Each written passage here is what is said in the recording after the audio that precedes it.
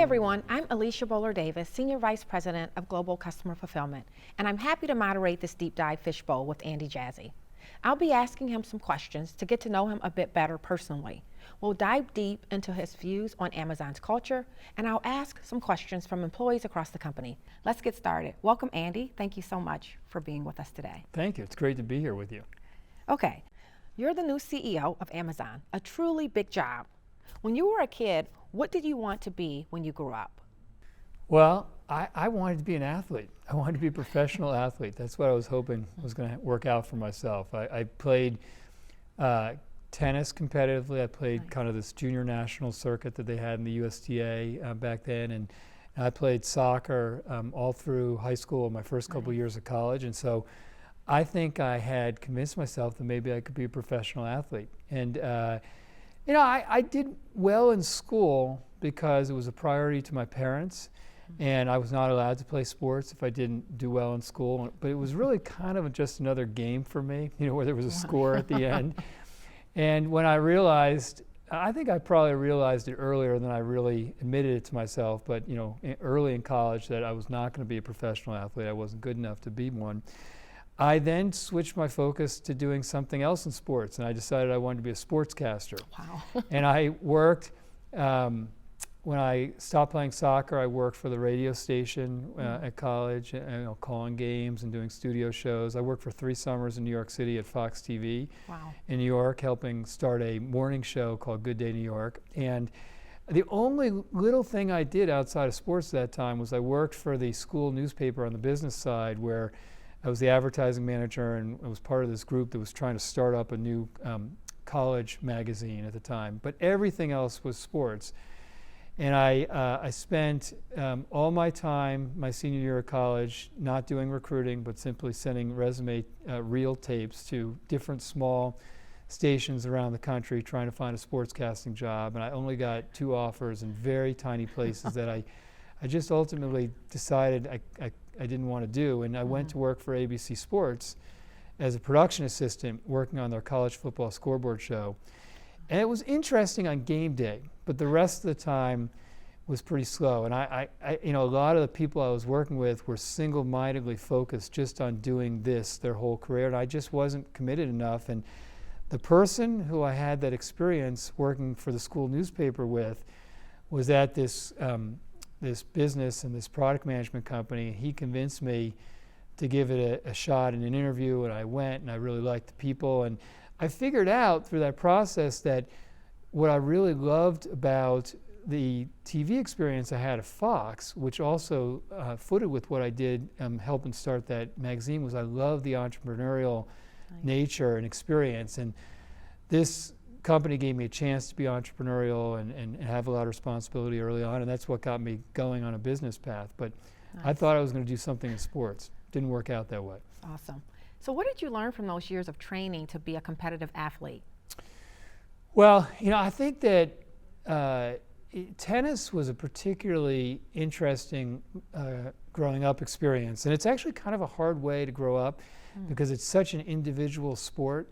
And when you lost, you got all the blame. When you won, there was really no one to share it with. And it was very intense and very competitive, especially on the East Coast, which is where I grew up. And but it taught me a lot of really important life lessons that have been helpful later in my life. You know, I think at an early age, it taught me what hard work looks like. You know, and what happens when you really work at something, and what happens when you don't. You know, and sometimes you kind of think you're working hard, but you're really not working that hard. And it's, you know, tennis is very much a meritocracy. There's no favoritism. There's no politics. That you either win or lose based on how you perform in the moment. And so it was a great truth teller. So it really taught me what it meant to work hard. You know, I think it also taught me how to keep my cool and have poise in difficult spots. When you play competitive tennis at a certain level, everybody's about as good as everybody else, and the match comes down to usually about 15 pivotal points. And you have to kind of be in that moment and mentally tough, and you know, and have your nerves under control, and be able to forget about what just happened a little bit earlier. So that's a great lesson in anything that we all do. There are moments that you have to kind of stay calm and keep your cool and keep your wits about you. I learned how to play not to lose. So I think that in sports, and tennis is a good example of this, a lot of times in intense moments, you tend to play conservatively because you're just trying to avoid losing as opposed to trying to win. And I think that it's true in business too a lot of times. I think that it's easy to play it safe, but the reality is that if you want to keep changing the world for customers, which we all want to do, you have to make bets and you have to be willing to fail. And I think that was a good lesson early in my life. And then I'd also say it taught me a lot about how to move on quickly, whether it's moving on from winning or moving on from losing. And I remember you'd play these tournaments, there'd be a lot of matches Friday, Saturday, and Sunday. You could have your best win of the year at 10 a.m. on Saturday, have lunch, and go out and lay a complete egg and lose a terrible match at 2 p.m. and it was all gone. And so it taught you how to, to move on quickly. And when you lose, and in tennis, you pretty much lose every tournament because there's only one winner, how to take that loss and move on from it and learn what you can learn and get ready to start again. And so those were all great lessons early in my life. Yeah, those are great life lessons, and you got all of that through sports, which is amazing. So who were your heroes or influences when you were growing up? Well, I've been so lucky all the way in my life to have great mentors, and there are too many to name, but probably none more so than my dad. And he was a sports fanatic and started taking me to New York Rangers and New York Giants games when I was 3 years old, and really was a big part of creating the love of sports that I have. But he was a very smart, very high judgment, thoughtful, humble, hardworking guy that I just wanted to be like. And he taught me lots of lessons along the way. And a lot of the lessons he taught me, he doesn't even remember any of the stories. But I have this theory that all of us have these tapes that play in the back of our head all the time. And you may not listen to the tapes all the time, but they're always there trying to kind of help guide you. And a lot of the tapes that I have in the back of my head were set by my dad and my folks. And I'll give you a couple examples. I remember when I was old enough to realize that he was signing for checks, credit cards at the end of meals. He had this very elaborate handwriting. It wasn't beautiful, but it was very meticulous. And I remember asking him why he took so much time to sign his signature, because I've seen so many other people just kind of go like this and it was done. And he said, never think you're so important that people don't need to read your signature. Nice. And I thought that was a good lesson. He doesn't remember saying that, but it always stuck with me that everybody's got to be, everybody has to be accountable. And no one's better than anybody else. We all put our pants on one leg at a time. And I remember another time I went to watch my younger brother's soccer game, and they were playing in a field that was surrounded by a track, a running track, and I was driving my dad nuts. I wasn't able to sit still, and he finally said, "Why don't you go run a mile around this track?" And so I went and I ran a mile around the track, and I ran it pretty slowly. And I got back, but I was pretty pleased with myself, and I walked over kind of with this smile and said, well, I did it. And he kind of looked at me and he said, if you're going to run like that, don't bother doing it again. And he said, whatever you do, either do it all the way or don't do it at all. And again, he doesn't remember saying that either, but it always stuck with me that if you're going to do something, do it right or don't do it. And so he just was a great role model my whole life. I was lucky to have a great family and parents that helped guide me. Yeah, as a parent, it makes you think about the tapes now, the things you say, and how your kids will remember those things. My mom used to say, if you're not going to do it right, don't do it. Right. So that's a great lesson as well. You forget they're listening and watching everything. It's a big responsibility to be a parent.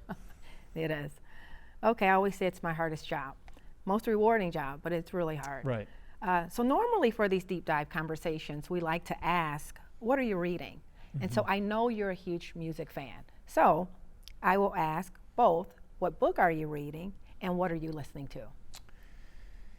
Well, I've read several books that I really like the last number of months. I would say I really I found Caste very interesting by Isabel Wilkerson. Yes, I read that one. You read that? I read that one. It's for those who don't know, it kind of compares the way that we have treated black people in our country to Nazi Germany and the caste in India. It's disturbing, but it's sobering and thought-provoking and very interesting. I reread Built to Last by Jim Collins, which I had read many years ago, but starting this new job, I thought it was kind of an interesting book to read, which is really about how to build a lasting company. And I just finished Brandi Carlile's memoir, Broken Horses, which is quite good and very honest and raw, which I enjoyed. I also just recently read Three Ring Circus, which is the story of the Lakers with Shaq and Kobe and Phil Jackson. All of those were pretty interesting. Music-wise, I'm listening a lot right now to Zach Person. I'm not sure how many people know him, but he is an amazing young artist who I think is going to be a star with a new record out. Willie Porter, who I think is the best acoustic guitar player in the world, and he has been really a lifesaver for a lot of music fans, playing in what he calls his bunker every week during the pandemic. He's now monthly because he's touring again. I'm a big Brandi Carlile fan, as you can probably tell, and Foo Fighters fan, and I'm always listening to them. I'm kind of on a Dave Matthews Band kick because they're getting ready to come to the Gorge here in about a month in Washington. So those are some of the artists I'm listening to right now. Nice. Are you planning to go to the I am, if all goes well. Nice, nice. I've been listening to my son's playlist. Yeah. He started driving, and so now I'm listening to some of his music, and I'll tell you, it's just eye-opening. Lots of rap, lots of rap. But it's so funny. He'll have a new rap song come on, and then he'll have something like Earth, Wind, and Fire come on, or Journey, and I'm like, where'd that come from? He's like, my dad. Dad used to listen to this music, so it's really interesting to hear the different genres that he's listening to. But lots of rap that I don't understand. But I want to stay hip, so I listen to it. So next, we'll hear from a few employees directly. Hi, Andy. My name is Maria Franco, and I am an HR partner based in France. My question is, how do you manage to make time for yourself, and what are your tips for us Amazonians? It's a great question, and I think that it's such a personal question because what is important to everybody and in what balance and harmony is different from everybody. But I think it's, if you work at a job that is demanding, you always have to create your own time and your own boundaries, or work can completely consume everything that you do. And I think when you try and figure out how to plan your time, and there's no right way to do it, I think everybody does it differently depending on what matters to them, you have to kind of be intentional about what really matters to you. So for me personally, I care a lot about trying to make a difference in what I do every day at work. So I care about work, but I also care about my wife and my kids, and I'm a big sports fan and a big music fan, and I want to make a difference in my community, and I care about my health. So those were some of the things I've tried to think about finding time for and how I plan my own time. So I wake up every morning at 6 a.m. and I go down. I have in my basement, I have an elliptical machine. So I go down and work out for an hour on the elliptical machine. I bring printouts from things I want to read. It's kind of the one time during the day that's really quiet for me. There's no one in my office or room, or I'm not in a meeting. And I have kind of perfected over time the art of watching ESPN, get up in the morning, and reading at the same time while I work out. And so with an occasional email in there. So that, it's a way to kind of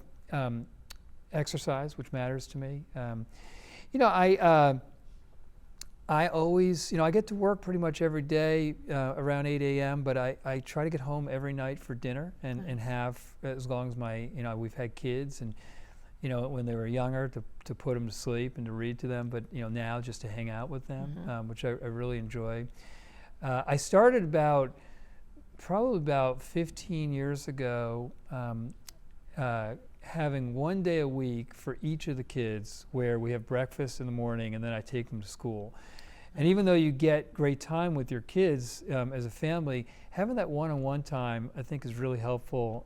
I love it, but I think it's also helpful for the kids to have a placeholder to talk about various issues. And so I've been doing that for a long time. Even when my daughter has gone to college, we do it by video conferencing, which I really appreciate that she still does with me. And I coached both of their soccer teams for many years, and there were times where I thought I would never be able to find the time to do it, but it turns out if you're intentional about it, you can, and find the time elsewhere. And then, I apart from watching a lot of sports, I think that my two the passion I have outside of work that I spend the most time on is kind of the union between education and racial equality. And I think that in this day and age, with where our economies are in all these developed countries, that if you don't have access to the right education, you just don't have the key opener for so much of the opportunity to participate in economies. And so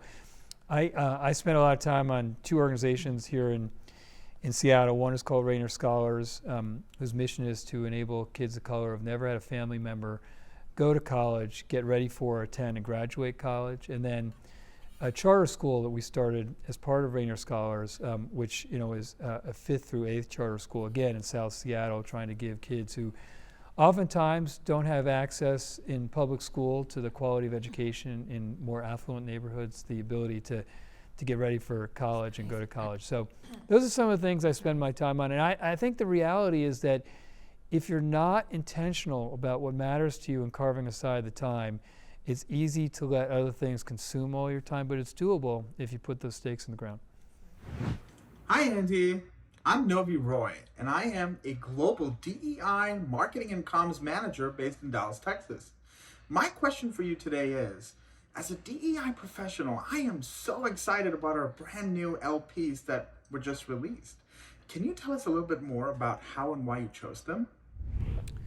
Well, I'll say a few things first about our leadership principles. I think they are the single most important factor in how we've scaled as a company. I think not just the number of people we have, but the types of businesses that we're in and the geographies that we've entered. I just think those leadership principles are an encapsulation of how we want people to behave and to act. And we think of all Amazonians as leaders, not just people who manage. And so, number one, I think they've been incredibly important in our scaling as a company. I think the second thing I'd say about them is that our leadership principles often have tension in them. And I think that's actually kind of a good thing and it makes sense. But, if you think about a leadership principle like have backbone, disagree, and commit, we don't just tell people that it's okay if they disagree, if they think we're doing something wrong for customers. It's an expectation that you disagree. And we encourage all of that debate and truth-telling. And yet, at the same time, once we make a decision, no matter what side of the issue you are on, we all have to pull the same way. It's hard enough in what we do to get things right for customers, but it's doubly hard if we're not all pulling the same way. And there's tension in that leadership principle. And that's because the world isn't simple, and the problems we're trying to solve aren't simple. There's always nuance, and there's important, healthy discourse you got to have to get to the right answer for customers. And then the third thing I'd say about our leadership principles is that I think of them really as practice. They're not something that you memorize and then you just go implement. They are living, breathing principles that you have to apply a little bit differently in each circumstance. And I work all the time at trying to improve how I operate on the leadership principles, and I think it is a living practice that we all have to keep working on. So I think that when you look at these areas in which we've added these two new leadership principles, they were always areas we cared about. But I think taking stock of where we are as a company over the last several months, I think we felt like we could memorialize them in leadership principles in a way that would make us all focus on them even more than we do. And that's what we were trying to do. So if I start with strive to be Earth's best employer, I think that we always felt like it was self-evident that we cared about employees and that we cared about building the best place to work and we cared about our culture. But you know, as we step back, we kind of thought it made sense to be a little bit more intentional here at this point and to make it clearer to employees that this was something we were going to focus on and we were going to ask ourselves questions constantly on. And you know, I think that there's tension in this leadership principle too. There's you know, virtually anything that anybody can propose that we should change. If we don't change it, somebody is going to, you know, could say, well, if we were Earth's best employer, we would have done this. And the reality is we can't and won't be able to make every possible change. But, and there will be a lot of debate about it, but we are going to try and be very thoughtful about what are the things that we need to evolve to be the best place to build a long-term career at Amazon. And as I said, there'll be debate, but we won't compromise on safety. You know, it's the number one priority, and particularly, you know this better than anybody, in our fulfillment centers. It's why we have 6,000 safety professionals at the company. It's why we spend over $300 million a year in safety initiatives. We need to make it easier and more tractable for employees to have the right long-term career growth at the company. You know, we have to hold ourselves to really high standards. Our customers hold us to really high standards, yet have empathy in how we lead and care for people at the company. You know, I think we need to be more diverse as a workforce, including in our leadership ranks. We need to make it easier for our product builders to build services that change the world for customers, but also to experiment at a really rapid rate. And we have to keep asking ourselves over and over, you know, individually and collectively, whether we're building the best place for employees to make customers' lives better while having a satisfying and fulfilling career. And I think that having, you know, we won't get it right all the time with 1.2 million employees at the pace that we're trying to move, with all the experimentation that we're going to be doing. We won't always get it right. And there, you know, we have issues we need to work on. Some of them we can solve rather quickly. Others are going to take more time. But we are committed to building the best place for people to want to work over a long period of time. And I think having a leadership principle front and center will help us there. And then I think on the second one, success and scale brings broad responsibility. This is another one that I think that we have been thinking about for a while. You know, if you look at it's really only been the last few years as a company that we've been getting meaningfully more involved in our community and neighborhoods. And you know, I think the first couple decades we were struggling to build a profitable long-term business. We always believed we could, but we've always had individual Amazonians really deeply involved in all over our communities. And I've always been proud of my teammates who've done so. But I think that we, over the last 5 years or so, have gotten much more serious as a company about that type of community involvement. And you could see it in lots of places. You can, you know, if you look at how, you know, the size that Amazon is continuing to scale to and the impact it has on the environment, given what we do, it's why we created the Climate Pledge, and you know, which is, I think, an incredibly important initiative. And I think if you look at the cities in which we have the most number of people, you know, one of the important challenges that we want to help with is affordable housing, and it's why we have a $2 billion housing equity fund that is really trying to enable more and more affordable housing in the places in which we've started investing in this equity fund, this housing equity fund, in the Puget Sound area, in Arlington, Virginia, where we have HQ2, in Nashville. You know, we're committing to providing over 20,000 affordable homes, either creating or preserving, but just really important in the communities in which we live. I think that if you look at what we've done with the $150 million commitment to Black-owned businesses through our Black Business Accelerator, if you look at the investments we continue to make in all the communities in which we reside, in education, these are all, I think, really important initiatives in what I believe is going to be increasingly important for us as we keep growing and we keep scaling. We believe it's our responsibility to continue to be better neighbors and better community members and to give back. And again, I think having a leadership principle there that memorializes how we want to operate and forces us to keep looking at whether we're doing a good enough job makes a lot of sense. Hi, Andy. I'm Shane Barry, and I'm a senior technical writer based in Dublin, Ireland. My question is, what makes Amazon a cohesive, unified company rather than a conglomerate of diverse businesses? Thank you. That's a good question, and I can understand where the question comes from too. And I think at Amazon, we have a number of businesses that are pretty closely connected, and then we have some that seem pretty different, at least on the surface. And I think if you look on the consumer side, you look at our retail and marketplace businesses, you look at what we've built with Prime and what we're doing with Prime Video and Prime Music and Prime Gaming, and and the way that our advertising fits into that. We have a lot of connective tissue in our consumer business that that combine to make the customer experience and what you can do as a customer that much better. And then we have businesses like AWS for developers and enterprises and governments that are a different customer set that we're trying to serve. But I think in all of our businesses, whether we're talking about serving consumers or sellers or brand advertisers or developers or enterprises or governments, we have a really strong connective tissue in being Earth's most customer-centric company.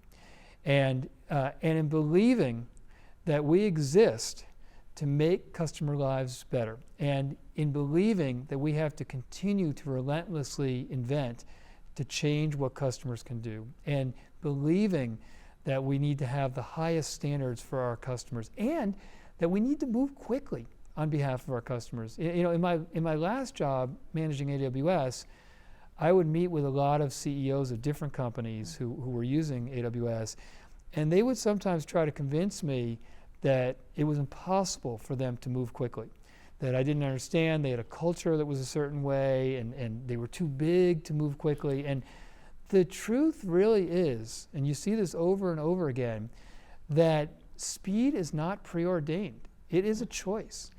And customers want us to move quickly on their behalf. And so we have a lot of different types of businesses, but we have a very connected tissue in being Earth's most customer-centric company, inventing as quickly and relentlessly as possible to keep making customers' lives easier, to make sure that we have the right standards so they get the right customer experience always, and then to move quickly on their behalf. And that's something that unites all our businesses and our culture as a whole. That's nice. Yep, I agree with that being relatively new. The customer centricity here is amazing, the obsession, as well as the speed, how fast we move and invent. I love it. So I can see how that's consistent across all of our business. It's fun also to work at a company that cares about those things too. Absolutely. So there are a lot of new employees at the company. What's your advice to them as they begin their journey at Amazon?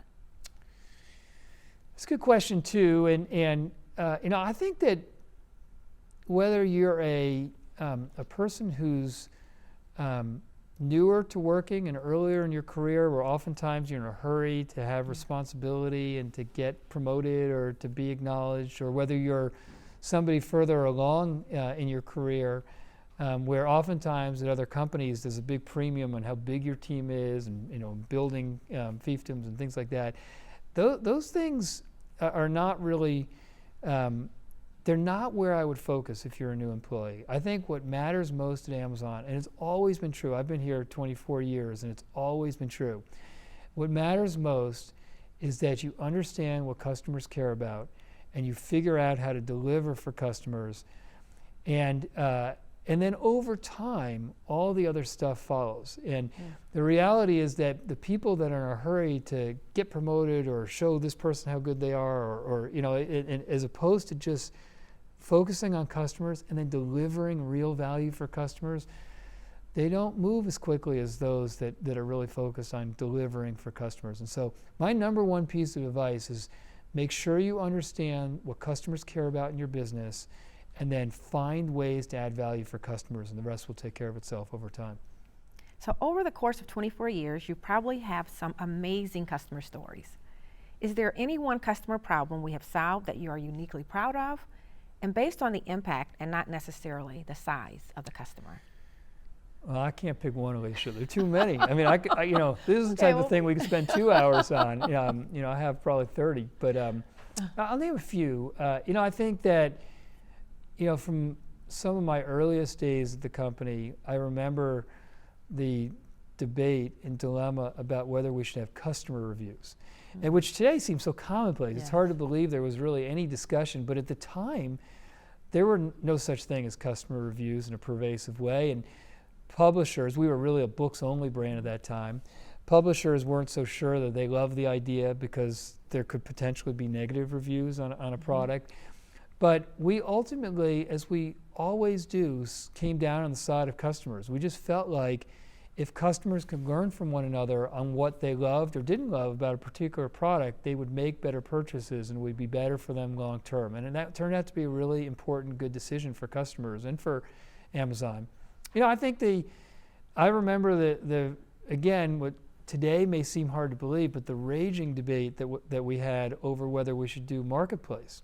Back in 1998 and 1999, at the time we were an owned inventory only business, which meant that we bought products or items from distributors or publishers, stored them in our fulfillment centers, and fulfilled them. And we were seeing these companies like eBay and Half.com that had all these third-party sellers, and we just couldn't believe that anybody would take care of customers as well as we were, and we were worried about that. And then the whole company was geared towards being this owned inventory business. And we had this huge debate, but again, we decided to do it because we knew that it would give customers broader selection and better prices. And again, I think that turned out to be a good decision for customers and for our sellers and ultimately for our business. I remember a little one there back in the, I'll call it maybe late 90s, early 2000s, we found that as e-commerce was kind of exploding, people were forgetting what they bought, and they would go and rebuy items. I don't know if I have that CD, or I don't know if I bought that book already, and they hadn't read it yet. And so someone came up with the idea of just putting a little banner at the top of a detail page that you had already bought the product, reminding people that you'd bought it and when, so they didn't rebuy something. And for a lot of companies, they wouldn't do that because in some ways it takes away sales. But we're not trying to optimize for the short term. We are always trying to build customer relationships in a business that outlast all of us for the long term. And the best way to do that is do right by your customers over a long period of time. So I really, it was a small thing, but I think really embodies what the company's about. I think just the fact that we decided to pursue AWS is pretty amazing. It's so different, or was so different from what we were doing at the time as just a retailer. And we just saw ourselves internally, and then as we researched it, so many companies that felt like they spent 80% of their time on the undifferentiated heavy lifting of the technology infrastructure, the compute and the storage and the database and the data centers and the server and hardware management, instead of 80% of their time on what really differentiates their business or feature. And so AWS totally flipped that equation on its head. And apart from helping a lot of, Amazon itself and helping a lot of large companies, it totally changed the way that startups operated. You used to have to go raise $3-4 million, and you'd spend all that money on the data center and the servers, and you got one shot to make your idea work. And if it didn't work, you were out of money. You had to go try to raise again. But with AWS, people's bills, as they're trying to figure out if they have a business, are a few dollars a month, which just totally changes how many times you can try your idea and be successful. Just walk out technology, it's just incredible.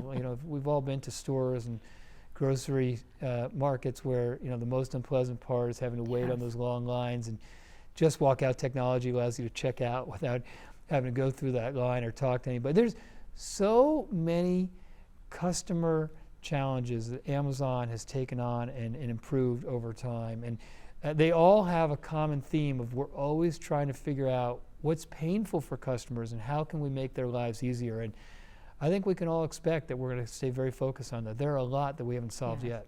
So those are all amazing customer stories, and just like you said, there's more to come, right? So more invention. How does your approach to diversity, equity, and inclusion inform your work? Well, I think about it a lot. I think it's really important, both because we're not going to build the right products that serve all the people that we want to help if we don't have the right diverse set of teammates. And it's also just the right thing to do. And I think that apart from having a more diverse workforce, I also think that we can be more inclusive in how we operate every day. I think I try to think about making sure that we get diverse perspectives, both in general, but in the meetings in which I get a chance to participate, you always know there are people in the room who have opinions but who aren't speaking up. Mm-hmm. And part of being right a lot, which is one of our most important leadership principles, is not who has the idea, the original idea, but as a leader, it's getting to the best possible answer for customers. And part of doing that is making sure that you hear from all the smart people in the room. And so I think we can be better across the board there. I think we've made a lot of progress, but I think we can be better. And I think some of it is just focus from all of us. If I take maybe the area that we probably have the most room to keep improving, which is with our Black teammates and employees, we took a number of very important S-Team goals and initiatives that I think help us further focus on it. We took a goal last year to double the number of level 8 and level 10 Black leaders that we had, which we made, and we took that goal again for this year. We have goals around how many level 4 through 7 Black employees that we're hiring. Again, a significant number that we're trying to increase as we want a more diverse composition at the company.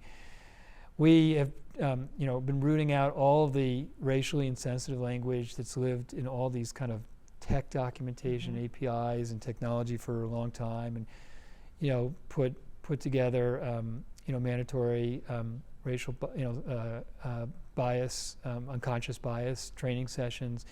We are working really hard in trying to look at where there are different promotion or evaluation trends with different groups of people, and where there are differences, understanding those trends and what the root causes are, and most importantly, taking action around them. And there's a pretty significant group of S-Team I know you're a part of, and I am too, in looking at this together every couple of weeks with a number of partners. And it won't improve as fast as we all want. We're very impatient about it. I think we're making progress, but it is something that we just have to stay committed to. It's not something you can check a box that you're working on and leave alone. It's something you got to work hard at every day. And I know it's important to the leadership team, and it's important to me too. Yeah, I think what I'm most excited about is seeing that commitment and the willingness to dive deep and ask questions and to get to root cause, to fix it, and to make Amazon a more inclusive environment for everyone. So I've seen it firsthand. It's something that makes me proud to be an Amazonian, and also have a sense of responsibility to help, right, and make the company even better. Yeah, it's important. Yep. So you're taking over for a CEO who was committed to the environment. How do you see yourself taking that torch?